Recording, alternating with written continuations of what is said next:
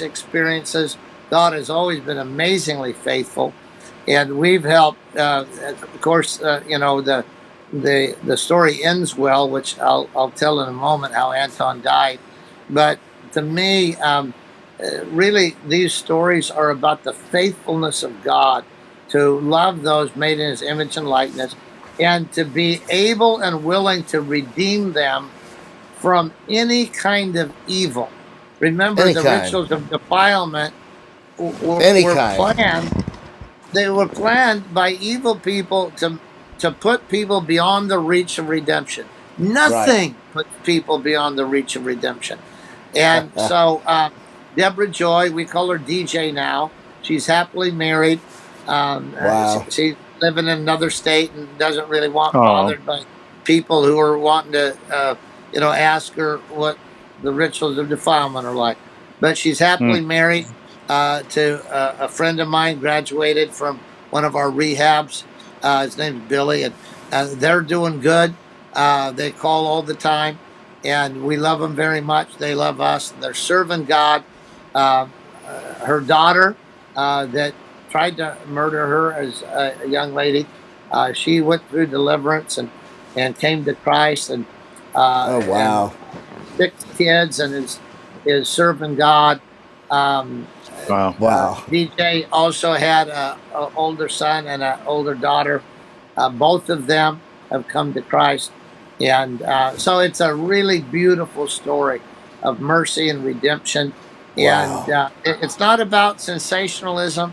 It's about the goodness of God that is absolutely more powerful than anything hell can ever cook up. Whatever the devices of the wicked one, we can always, through the power of the gospel, we can unring hell's bells.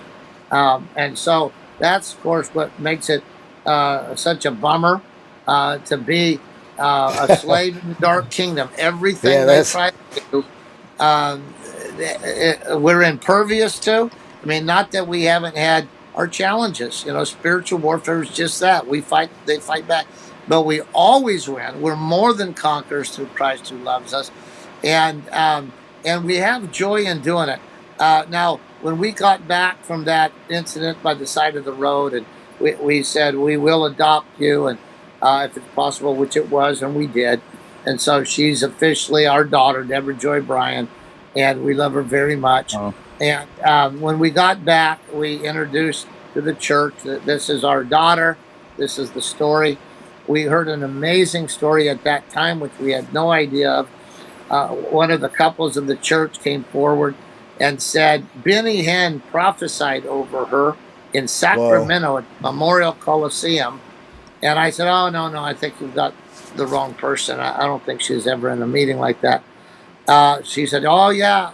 This lady said, oh, yes, she was. She was sitting right in front of us.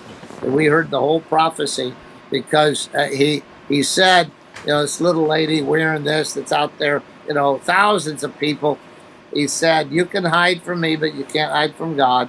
God told me you've had a terrible life, and you don't know what the love of a father is, but you're going to know the love of your Heavenly Father. And because your Heavenly Father loves you, He's prepared a pastor in Yuba City, California. And you'll go there, and she was in Sacramento at the time, said, you'll go to Yuba City, and God will bring you into a pastor's family.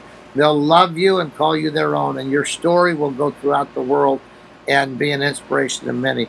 Which, how amazing, right?